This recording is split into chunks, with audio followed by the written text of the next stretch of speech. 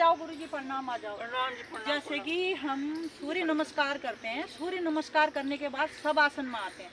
सब आसन में गुरुजी हमें इतना अच्छा समझाते हैं, उसके बारे में गुरुजी कुछ बताएंगे। आज मैं सबको, पब्लिक को, मतलब जितने भी मेरे सपोर्टर हैं और जो नहीं भी हैं, जिनको जहाँ तक नहीं पहुँचा वहाँ तक पहुँचे। गुरुजी की आवाज़ मतलब कितना अच्छा बताते हैं। और सब आसन में मेडिटेशन भी आ जाता है। क्या क्या आ जाता है अभी गुरुजी सारा कुछ बताएंगे। देखिए, जब हम सूर्य नमस्कार करते हैं, अगर ये हमारा ठीक हो जाए, ये इसमें 12 आसनों का जोड़ है। सूर्य नमस्कार 12 जोड़ों का आसन बहुत ही महत्वपूर्ण क्रिया है। अगर सूर्य नमस्कार भी हमारा ठीक हो जाए तो वो क्रिया करनी नहीं पड़ती है, क्योंकि इसमें पूरी बॉडी में खिंचाव होता है। इसमें 7 चक्र प्रभाव में आते हैं, 206 हड्डियाँ मेरे शरीर 72,000 नाड़ी सारी प्रभाव में आती हैं। इसे करने से हाँ, तो अगर हमारा यही ठीक हो जाए, कोई पार्ट ऐसा नहीं रहता सूर्य नमस्कार में जहाँ पे दबाव खिंचाव ना आता हो।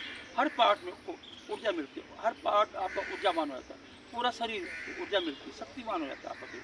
तो उसके बाद में अगर 10 मिनट हम यहाँ पे 2 बार सूर्य नमस्कार करते हैं, उसमें कम से कम हमारे 10 मिनट लग जाते हैं। पहले एक पैर से कराते हैं, पहले हम दाहिने पैर से कराएंगे, उसके बाद हम बाएं पैर से कराते हैं। दूसरी बात ये है कि जब हम सूर्य नमस्कार के बाद शवासन का होना बहुत जरूरी है, क्योंकि हल्की थकान हो जाती है, तो उसमें शवासन में हम इनको बिठाते हैं। 10 मिनट हम कराते हैं कम से कम इनको शवासन। उसी में हमारा एक प्रकार से मेडिटेशन हो जाता है, उसी में हमारी तो हल्की योग निद्रा हो जाती है, और उसी में हमारा शवासन हो जाता है। गुरुजी कितनी देर तक योग निद्रा करने में मतलब कितना लाभ मिलता है? देखिए, आधे घंटे की योग निद्रा हमारी 8 घंटे की नींद पूरा कर देती है। देखो कितने लाभ। 8 घंटे से सारी बीमारियां आपकी दूर हो जाएंगी। इससे आपका मन स्थिर रहेगा, आप पूरे तनाव दूर होगा, मन की चंचलता दूर होगी। अच्छा, और थकान तो दूर हो जाती है, क्योंकि 10 मिनट का आधे और 10 मिनट का शवासन कम से कम आपकी 4 या 5 घंटे की नींद को पूरा करता है। गुरुजी जैसे रात को नींद नहीं आती जल्दी से, तो क्या करना चाहिए? अगर रात को नींद नहीं आती है तो आंखें बंद करके है ना ओम का जाप करें 5 बार। अपन हाथों को ऐसे कर लीजिए, पैर को लीजिए, एड़ी अंदर पंजे बाहर की ओर, और सांस लीजिए, ओम का जाप करती है, और सांस पे ध्यान देंगे तो आपको तुरंत नींद आ जाएगी। ध्यान रखें, तनाव कम होगा। हाँ, तनाव कम होगा, आपको मानसिक शांति मिलेगी।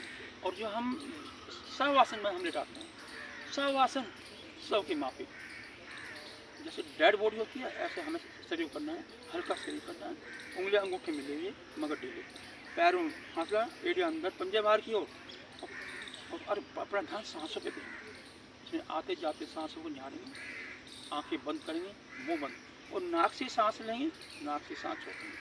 इससे हमारे शरीर में पूरे शरीर हमारा ऊर्जा से ओतप्रोत होगा, पूरा शरीर ऊर्जावान होगा, तनाव रहित होगा, मन को शांति मिलेगी, हमारी नाड़ियाँ खुलेंगी सारी, हाई और लो बीपी कंट्रोल होगा, और ये क्या नाम, तनाव के साथ साथ आपका है ना जो ये आलस है, जो सभी को रोग की जड़ है, ये आपका खत्म हो जाएगा।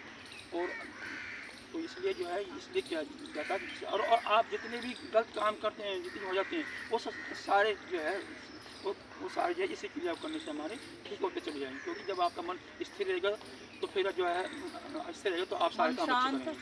और जब आपका मन चंचल रहेगा, मन कहीं और है, ध्यान कहीं और है, तो फिर आपको जो है इसका जो मतलब कोई लाभ नहीं मिलेगा। तो इसलिए जो है मन को स्थिर करना आपका बहुत जरूरी है। जो भी आप काम कर रहे हैं, घर में कर रहे हैं, दफ्तर में कर रहे हैं, संस्थान में कर रहे हैं, तो आपका ध्यान उसी जगह पर रहना चाहिए, कहीं भी हो, कहीं भी हो। तो यह क्या है, तन प्लस मन, तन योग, तन प्लस मन, जो भी आप काम कर रहे हैं, चाहे दफ्तर में, चाहे घर में हो, चाहे बाहर कहीं हो, तो आपका मन उसी स्थान पर रहना चाहिए। इसलिए अपनी साधना में बैठना, मन को स्थिर करना ही योग, तन प्लस मन, तन और मन का मिलान योग है। तो ये है, तो शवासन में हम कहते हैं कि दाएं पैर के अंगूठे से लेकर सर की चोटी तक, और सर की चोटी लगा बाएं पैर के अंगूठे तक पूरे शरीर का मानसिक अवलोकन करना है। आंखें बंद करिए और अपने शरीर की यात्रा करें मन ही मन में। दाएं पैर का तलवा, दाएं पैर का अंगूठा, एड़ी, पिंडली, घुटना, दाएं जंघा, दाएं धड़, दायां कान, दाएं कोहनी, दायां ऐसे बाएं से बाएं पैर का उंगलियां, अंगूठे, ढकना, ये क्या नाम, जंघा, बाएं हाथ की उंगलियां, अंगूठे का, चार पूरे शरीर को मन की आंखों देखिए, लेफ्ट से राइट, राइट से लेफ्ट, निहारें। नहीं हमारे निरोग हो रहे हैं, बशर्ते कि ध्यान आपका सांस से बजाए। पूरे शरीर का एक पार्ट मजबूत होता हुआ निरोग होता है, पूरे शरीर को ऊर्जा मिल जाती है और शरीर आपका स्वस्थ रहेगा और आपके अंदर कोई बीमारी नहीं होगी। और नित्य प्रतिदिन योग करें, योग करें और ये प्रेरणा दूसरों को दें। स्वास्थ्य धन है, स्वास्थ्य हमारा धन है, सबसे बड़ा धन हमारा स्वास्थ्य है। पैसे के पीछे ना भागें। अगर आपका शरीर ठीक है तो पैसा आपका सेफ है, अगर आपका शरीर ठीक नहीं है तो आपका पैसा वो किसी काम का नहीं है। तो आप तो अपने अपने स्वास्थ्य पर ध्यान दें। खूबसूरत लोग हमेशा स्वस्थ नहीं रहते, खूबसूरत लोग हमेशा स्वस्थ नहीं रहते। जो स्वस्थ है वही खूबसूरत है, वही सुंदर है। सुंदरता होनी चाहिए आपकी वाणी में, आपकी भाषा में, आपके कार्य में, आपके व्यवहार में, आपके विचार में, आपके चरित्र में, आपके भाव में। सुंदर वही है जिसका कार्य सुंदर है, जिसका मन सुंदर है, जिसका व्यवहार सुंदर है। ओढ़ने पहनने से मनुष्य कभी सुंदर नहीं होता है, विचार अच्छे लगते हैं, कर्म अच्छे करते हैं। कर्म करें और फल की इच्छा न रखें। ये मत समझिए मैं किसी के लिए कुछ कर रहा हूँ और उसके बदले में मुझे कुछ नहीं, ऐसी भावना मन में न रखें, भावना ऐसी मन में न रखें और निष्काम भाव से, निस्वार्थ भाव से कार्य करते जाएँ, आपको एक बड़ा पुण्य मिलेगा।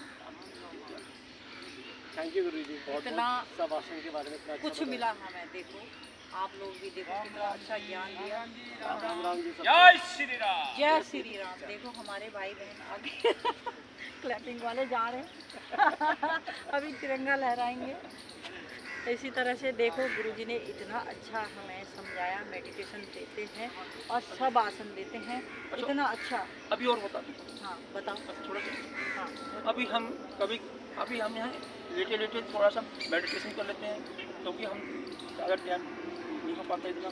और इसमें हम क्या करते हैं, जैसे हम सब आसन में लेट जाते हैं तो ध्यान का केंद्र आगे चक्कर पर जाए, आगे चक्कर में तिलक और बिंदी लगाते हैं। दो भुजों का जो स्थान है हमारा आगे चक्कर। अपने इष्ट देव की प्रतिमा रखिए, अपने जैसे आप मानते हैं, चाहे वो भगवान श्री राम, चाहे शनि महाराज हैं, चाहे लक्ष्मण माता हैं, जो आप जिसे मानते हैं, शिव जी महाराज हैं, जिसे आप मानते हैं, मन ही मन में अपने आगे चक्कर पर इष्ट देव को, अपने इष्ट देव को निहारें और उनसे दंडवत प्रणाम करें, उनसे क्षमा याचना करें, उनके चरण स्पर्श करें। अगर उनसे कुछ मांगना है तो बुद्धि, विवेक, बल मांगे। सांसारिक वस्तु उनसे कभी ना मांगे। जब ये तीनों चीज़ हमारे पास होगी तो दुनिया की हर वस्तु भी हमारे पास होगी। इसलिए निष्काम भाव से, निस्वार्थ भाव से कार्य करते जाएं। और दूसरा तो और धन्यवाद करें अपने इष्ट देव का, और धन्यवाद करें अपने माता पिता का, धन्यवाद करें अपने गुरु का, जिनकी असीम कृपा से आज हम यहाँ विराजमान हैं, आज हम यहाँ उपस्थित हैं। उनके बहुत बड़ा योगदान है हमारे बड़े बुजुर्गों का, माता पिता का, जो आज हम उनकी कृपा से भारतीय योग संस्थान में योगिक क्रिया कर रहे हैं, योगिक क्रिया कर रहे हैं। बहुत बड़ा उपकार हमारे। और दूसरा जरूरी नहीं है कि हम मंदिर में जाएं, मस्जिद में जाएं, गुरुद्वारा जाएं, ये चलते जहाँ भी जाएं हमारे कर्म ऐसे होने चाहिए, हम जहाँ भी जाएं वही स्थान हमारा मंदिर बन जाए। ये हम योगिक क्रिया कर रहे हैं, ये भी हमारा मंदिर के समान है। अच्छा, घर भी मेरा मंदिर के समान है, और जो वो भी हमारे मंदिर, मस्जिद, गुरुद्वारा और चर्च जो भी हम पूजा पाठ करते हैं, तो ये भी एक भगवान का मंदिर है, योग संस्थान। तो ये जैसे ध्यान तो जरूर नहीं है कि हम ये भी एक भगवान तो ये हमारा गुरु मंत्र है जो हमें गुरु देते हैं। ये है हमारा गुरु का ज्ञान, और ये चीज़ें आती है हमारे अंदर, ये चीज़ें हमारे अंदर जाती हैं। कर्म करें और फल की इच्छा न रखें। फल की इच्छा ना करें। मनुष्य के हाथ में सिर्फ एक कर्म ही है, और जिसके द्वारा वो अपने भाग्य को बदल सकता है। इसलिए नित्य प्रतिदिन योग करें और निरोग रहें, और ये प्रेरणा दूसरों को। धन्यवाद धन्यवाद। धन्यवाद गुरु जी। राधे राधे। राधे राधे। कितना अच्छा समझाते चलो हैं बिछाओ तो हमारे पूरा गुरुजी। ठंडा बोली लगाओ। सारा कुछ सीखने को मिलता है, सब लोग और देखें कुछ बोलना तो बाद में बता देंगे।